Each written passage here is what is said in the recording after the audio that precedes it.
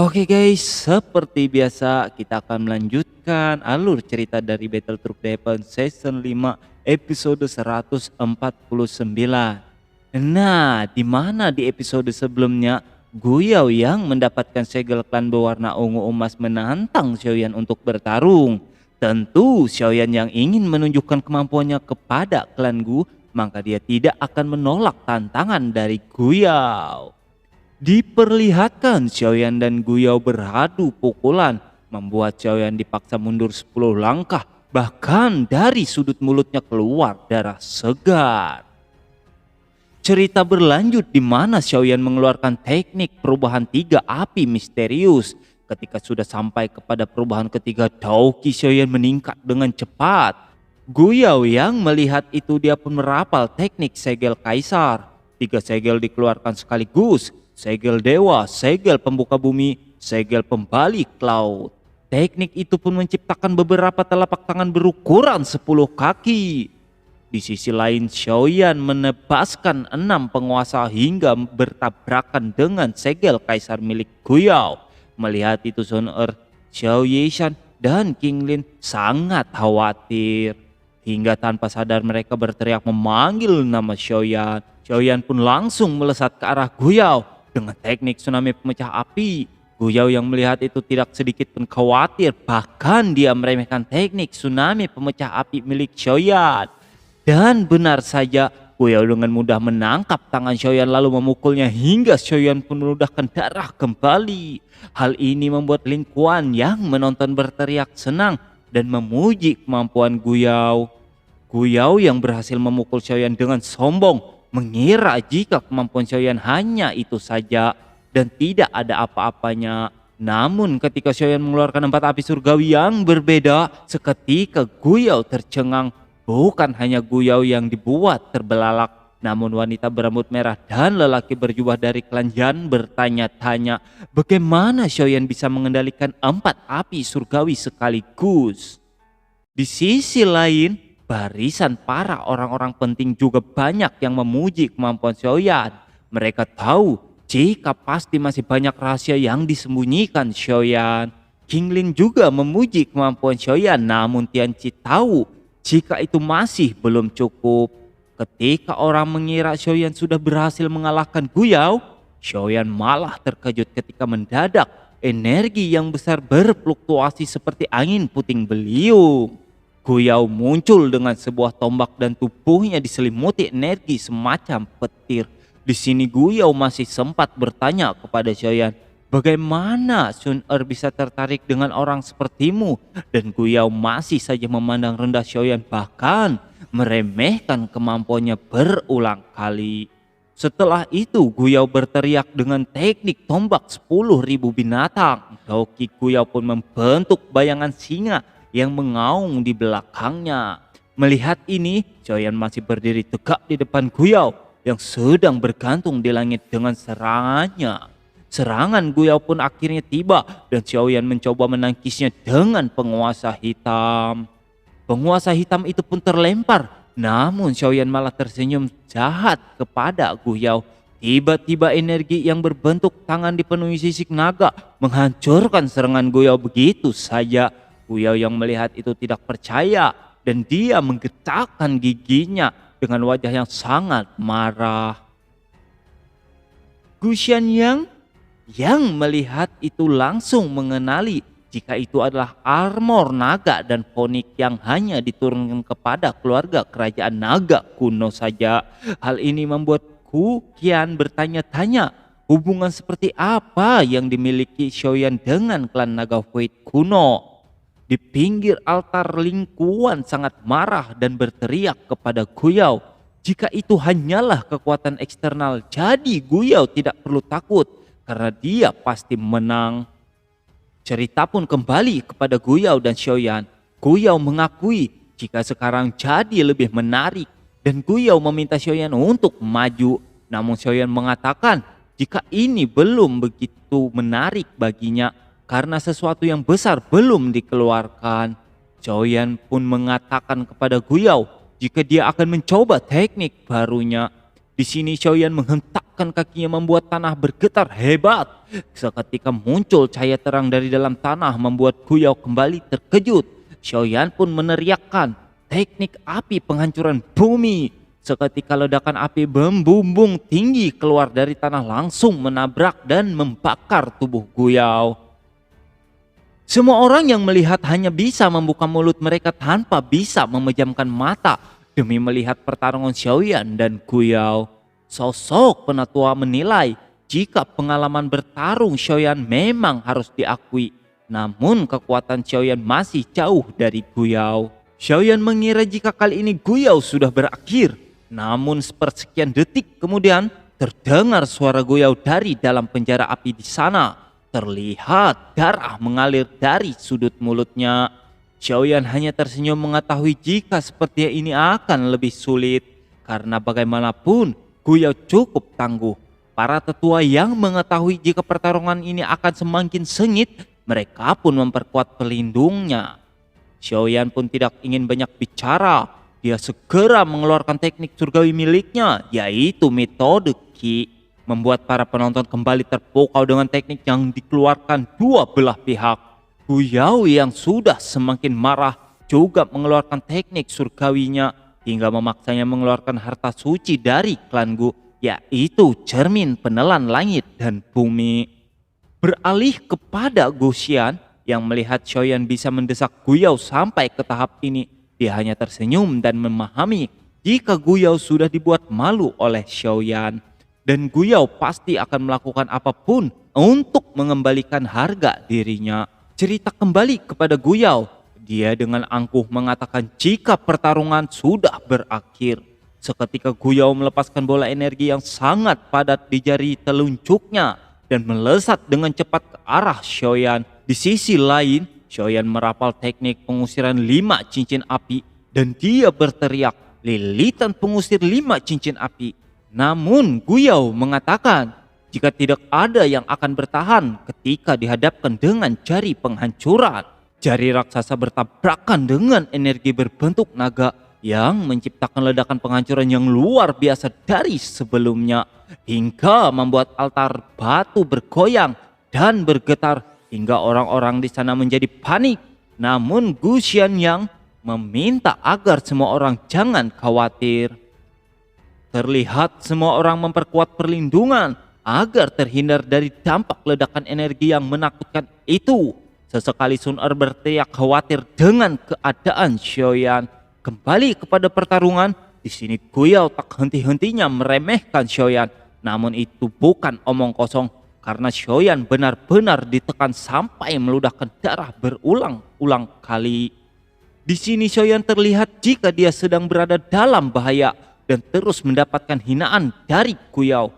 Sun Er yang melihat situasi ini menjadi murka dan meminta Guyao untuk menghentikan serangannya. Sampai Xian Qi mengingatkan Sun Er jika yang dilakukannya justru akan mempermalukan Xiaoyan.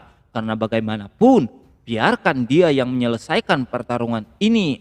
Sun Er yang mendengar itu hanya bisa menahan amarah dengan wajah yang telah mengandung niat membunuh. Ketika semua orang termasuk Sun Er sudah mengira Xiaoyan akan kalah, tiba-tiba Xiaoyan berteriak, jika Guyao jangan pernah berpikir bisa mengalahkannya, karena pertarungan ini belum bisa memaksanya ke batas kekuatannya. Seketika teratai amarah Buddha terbentuk di tangan Xiaoyan dengan aura menakutkan membuat Guyao langsung menunjukkan wajah ketakutan. Tidak ada ampun untuk Guyao karena Xiaoyan sudah melesat ke arahnya dan berkata inilah serangan terkuatnya. Guyao yang hanya terkena sedikit dari teratai amarah Buddha langsung memuntahkan darah segar dan bertanya-tanya bagaimana ini bisa terjadi. Ketika teratai amarah Buddha benar-benar sudah mendekati tubuh Guyao dan Guyao pun sudah putus asa, cahaya emas muncul membelenggu Xiaoyan. Seketika Xiaoyan terkejut dan menyadari jika hukum ruang hanya dimiliki oleh orang yang berada di tingkat Banseng. Saat itu energi berfluktuasi di atas langit disusul dengan kemunculan sosok orang tua yang bernama Tong Xuan. Tong Xuan pun mengatakan jika kali ini dia sangat senang melihat para anak muda yang berbakat.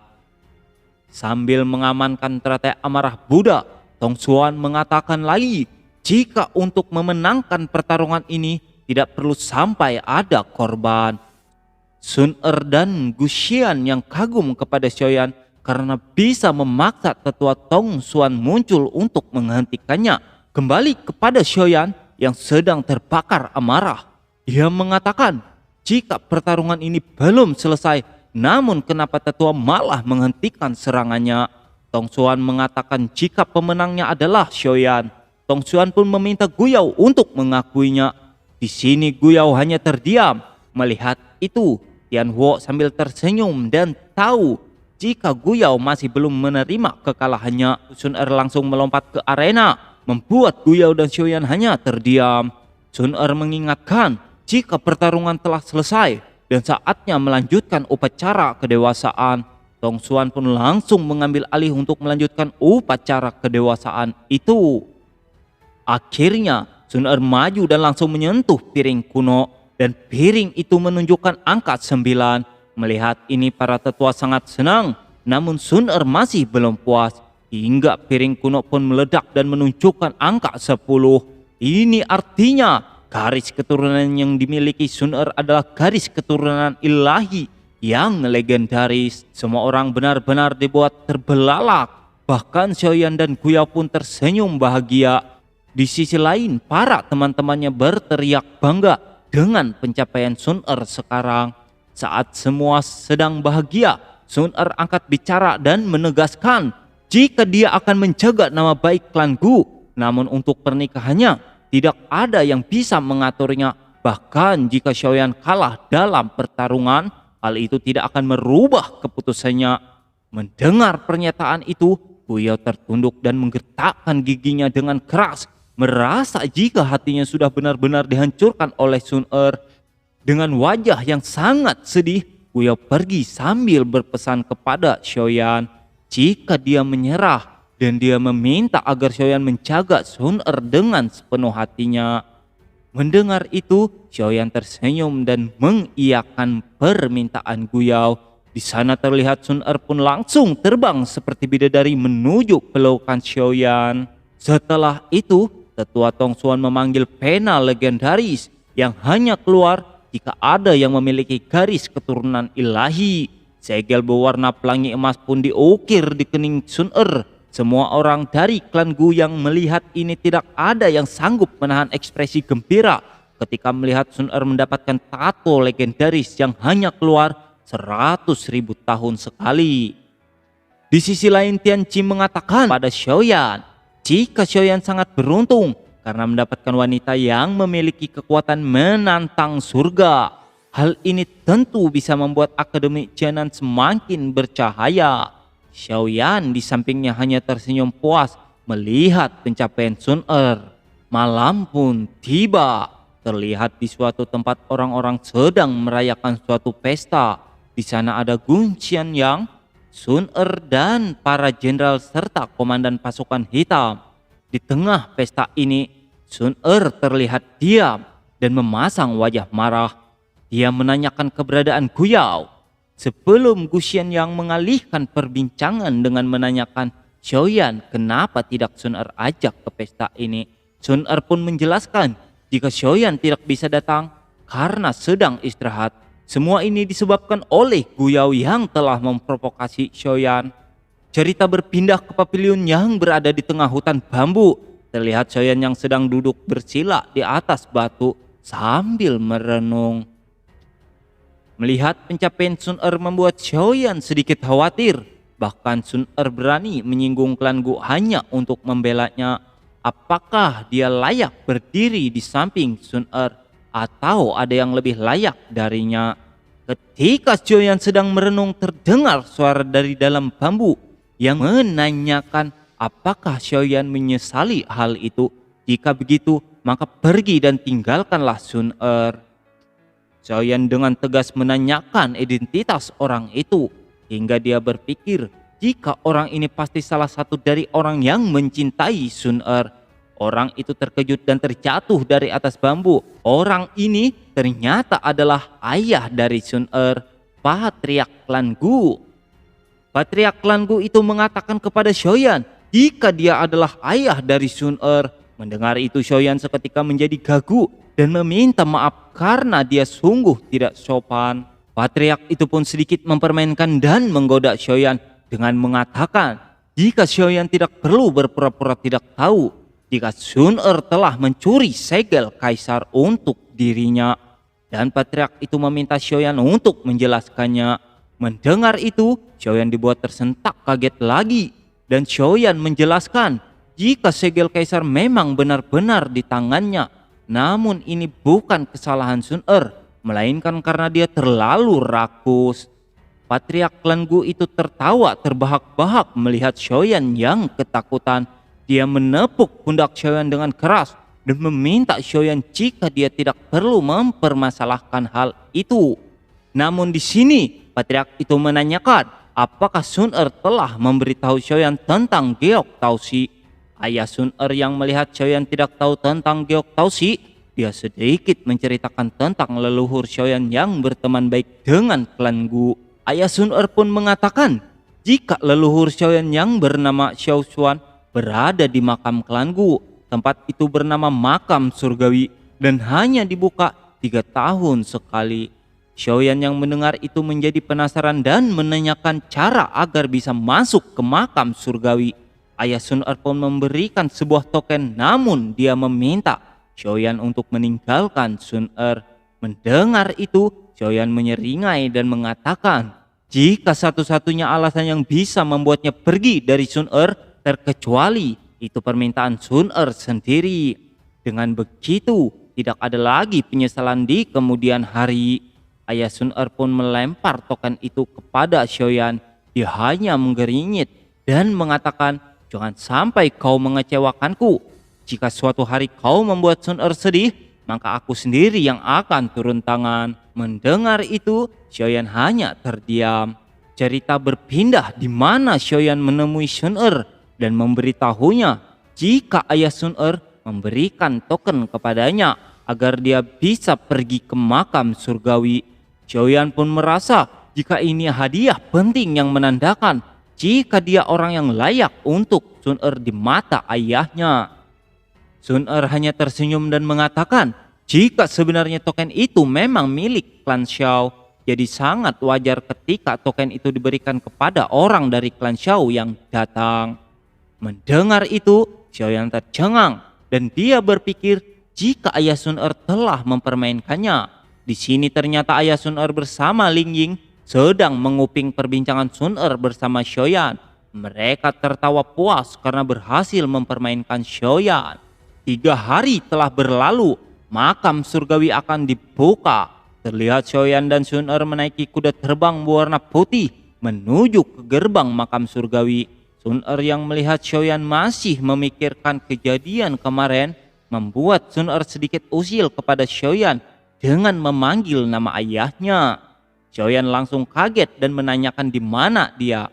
Sun Er melihat itu langsung tertawa dan mengatakan jika dia hanya menggoda Xiaoyan. Xiaoyan yang tahu itu cukup kesal karena jangan bermain-main tentang orang tua itu kepadanya.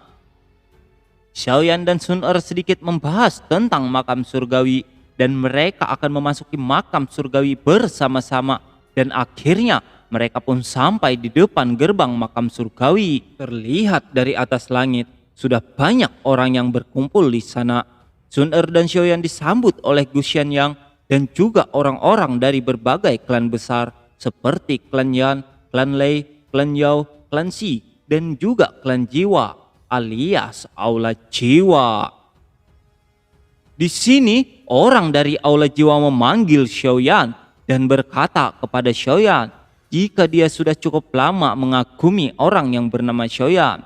Terlihat Xiaoyan yang melihat orang dari Aula Jiwa membuatnya marah dan hampir baku hantam. Namun Gu Xianyang menghentikan mereka dan meminta Xiaoyan untuk tidak membuat keributan. Xiaoyan pun berkata jika kebenciannya kepada Aula Jiwa tidak bisa dijelaskan dengan kata-kata. Keadaan menjadi senyap ketika tetua Tong Xuan datang menjelaskan tentang aturan di makam surgawi. Dan Tong Xuan akhirnya membuka gerbang makam surgawi. Semua yang melihat ini tidak sabar untuk memasuki makam surgawi termasuk Xiaoyan dan Shun-Er. Oke guys, terima kasih telah menonton video ini sampai selesai. Bye bye.